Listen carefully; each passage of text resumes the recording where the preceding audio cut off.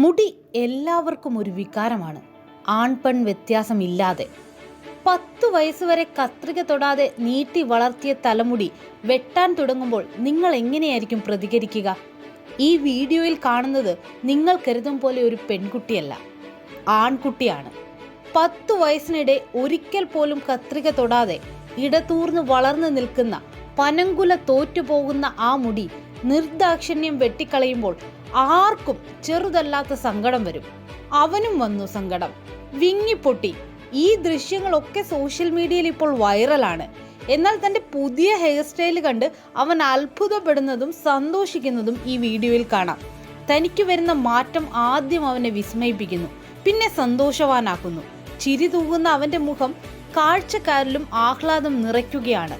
ദിവസങ്ങൾ കൊണ്ട് തന്നെ മില്യണിലധികം പേരാണ് ഈ വീഡിയോ കണ്ടത്. കൂടുതൽ വിശേഷങ്ങൾക്കും വീഡിയോയ്ക്കുമായി